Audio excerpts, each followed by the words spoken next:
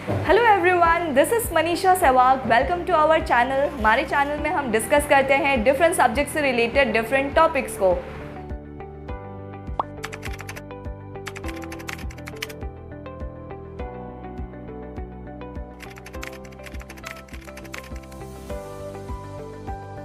सो let us begin. आज का जो हमारा टॉपिक रहेगा वो क्लास 12 अकाउंटेंसी फाइनल अकाउंट्स के बारे में रहेगा। तो उसके लिए फाइनल अकाउंट्स में सबसे पहले हम लोग टॉपिक जो स्टार्ट करेंगे जो डिस्कस करेंगे, जिसके गाइडलाइंस हम लोग डिस्कस करेंगे, वो है आपका ट्रेडिंग अकाउंट। सो ट्रेडिंग अकाउंट बनाने के लिए आपके जो स्टेप्स रहते हैं जो आपका गाइडलाइंस रहता है, लेट अस सी। सो ट्रेडिंग अकाउंट में आपके दो साइड्स होंगे, एक होगा डेबिट साइड और एक होगा आपका credit side. Debit side denotes expenses and credit side denotes आपका इनकम साइड। तो पहला पॉइंट ये था हमारा कि दो साइड है, एक डेबिट साइड और एक आपका क्रेडिट साइड। डेबिट साइड जो होगा वो एक्सपेंस साइड है और क्रेडिट साइड जो है वो आपका इनकम साइड है। क्लियर? नेक्स्ट पॉइंट जो है डेबिट साइड में जो एक्सपेंसेस की हमने बात की है, कौन से एक्सपेंसेस रिकॉर्ड होंगे आपके। पहला तो आपका ओपनिंग स्टॉक, सबसे पहला इंफॉर्मेशन जो आपको पुट करना है डेबिट साइड में वो ओपनिंग स्टॉक पुट करना है। अभी सिंस बात आएगी है ओपनिंग स्टॉक की, तो मैं थोड़ा सा इसको एक्सप्लेन कर देती हूँ कि होता क्या है।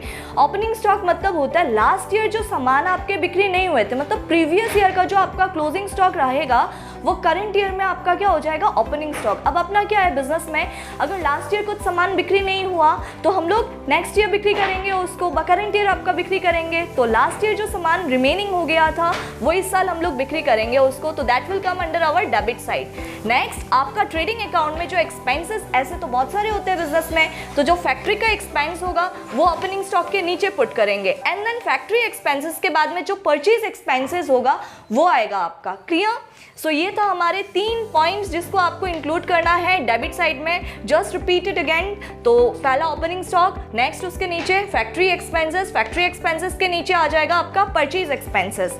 ठीक है, अभी फैक्ट्री एक्सपेंसेस का एक एग्जांपल दे देती हूँ। जैसे आपका रॉयल्टी हो गया, फैक्ट्री का रेंट, आपका लाइटिंग हो गया, गैस हो गया, फ्यूल हो गया, वो फैक्ट्री के एक्सपेंसेस। परचेज से रिलेटेड क्या क्या एक्सपेंसेस होंगे आपका, एक एग्जाम्पल दे देती हूँ, कैरियज इनवर्ड। जब हम लोग सामान खरीद के आते हैं तो हाथ में तो नहीं लेके आएंगे उसको हम लोग कैरियज का जो भाड़ा देना होता है परचेज पे, तो हमारा परचेज का एक्सपेंस हो गया कैरियज इनवर्ड। क्लियर? अभी क्रेडिट साइड की जब बात करते हैं तो क्रेडिट साइड में आपका इनकम का साइड होता है। तो यहाँ पे यूजुअली आपका 2 आइटम ही रिकॉर्ड किया जाएगा, एक तो आपका सेल्स का और एक आपका क्लोजिंग स्टॉक का। सेल्स हमारा इनकम है, क्लोजिंग स्टॉक होगा इस साल के जो सामान बिक्री नहीं हुए हैं वो हमारा रिमेनिंग स्टॉक जो रह जाता है, अनसोल्ड गुड्स जो रह जाता है वो हमारा क्लोजिंग स्टॉक रहेगा। ठीक है, तो ये आपका डेबिट साइड में ये इन्फॉर्मेशन, क्रेडिट साइड में ये इन्फॉर्मेशन। फिर लास्ट में आपको क्या करना है, अमाउंट जो पुट किया होगा ना आपने, आपको कंपेयर करना है डेबिट साइड और क्रेडिट साइड को। जब आप कंपेयर करोगे, अगर आपका डेबिट साइड बड़ा निकलता है, क्रेडिट साइड छोटा निकलता है, तो ग्रॉस लॉस होगा, क्योंकि डेबिट साइड आपका क्या होता है, एक्सपेंस साइड होता है और क्रेडिट साइड आपका इनकम साइड होता है। एक्सपेंस बढ़ा, इनकम कम, तो ग्रॉस लॉस होगा। आंसर में ग्रॉस लॉस निकलेगा आपका आंसर में। और अगर आपका debit side that means expense side छोटा है और इनकम साइड बड़ा है तो आपका बिजनेस में होगा ग्रॉस प्रॉफिट, ये आंसर में निकलेगा। तो इन दोनों में से पॉसिबिलिटीज आपका एनी वन होगा, या तो ये होगा नहीं तो आपका ये होगा। So this was about our trading account.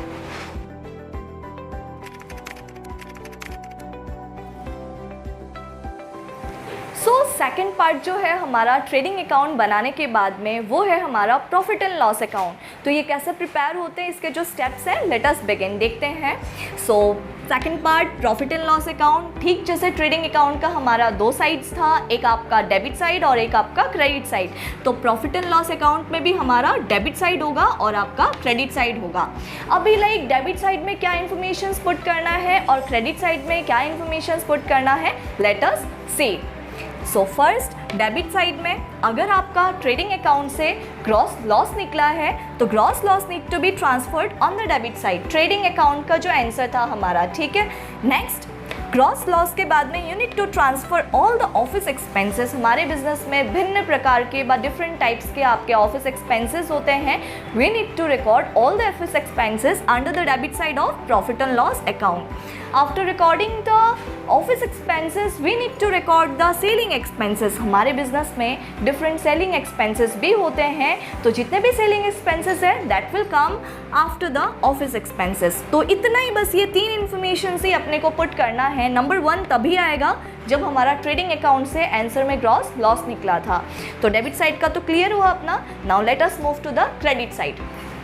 So credit side में फर्स्ट इन्फॉर्मेशन जो पुट करना होगा that will be transfer of gross profit. अगर ट्रेडिंग अकाउंट का आंसर हमारा ग्रॉस प्रॉफिट निकला है तो gross profit will be transferred on the credit side.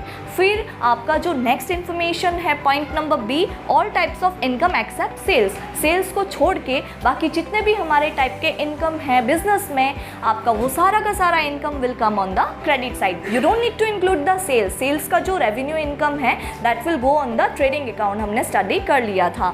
Next आपको जब ये ट्रांसफ़र करना हमारा हो जाता है, डेबिट साइड और आपका क्रेडिट साइड का ट्रांसफ़र करना हो जाता है, we need to record the amount. हमें अमाउंट का कैलकुलेशन करना है। सो अमाउंट के कैलकुलेशन में फर्स्ट आपको डेबिट साइड का निकाल लो, क्रेडिट साइड का निकाल लो। टोटल निकालने के बाद में यू नीड टू कंपेयर कि डेबिट आपका छोटा है व क्रेडिट आपका छोटा है। अगर आपका डेबिट साइड बड़ा होता है और क्रेडिट साइड आपका छोटा होता है, डेबिट एक्सपेंस का होता है, क्रेडिट इनकम का होता है, अगर डेबिट बड़ा तो लॉस आपका नेट लॉस निकल जाएगा, ठीक है।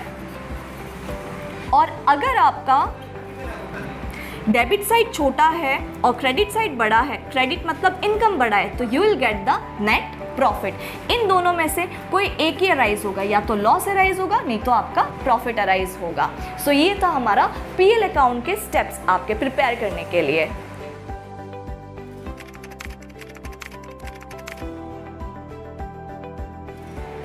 अभी जो हमारा फाइनल अकाउंट्स का थर्ड पार्ट जो है after profit and loss account जो हम पढ़ेंगे वो हमारा है पीएल एप्रोप्रिएशन अकाउंट, आपका profit and loss appropriation account. So let us begin the steps.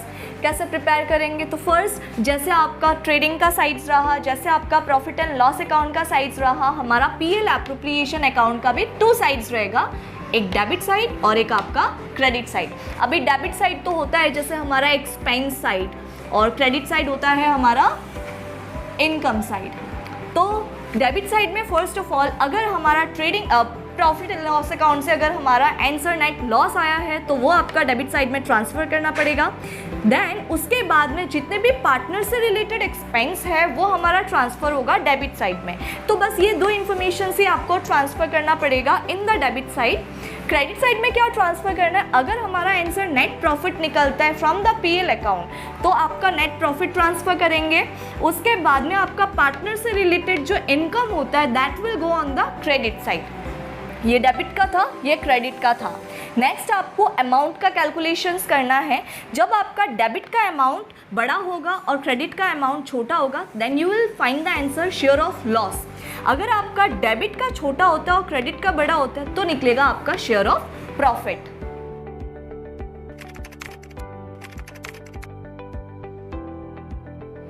अभी थर्ड पार्ट के बाद है हमारा fourth part and the last part. वो कौन सा रहेगा? हमारा बैलेंस शीट। भैया बोलते हैं ना किसी की बैलेंस शीट नहीं मिलती है, ये ट्राई कर लेना शायद मिल जाए, ठीक है।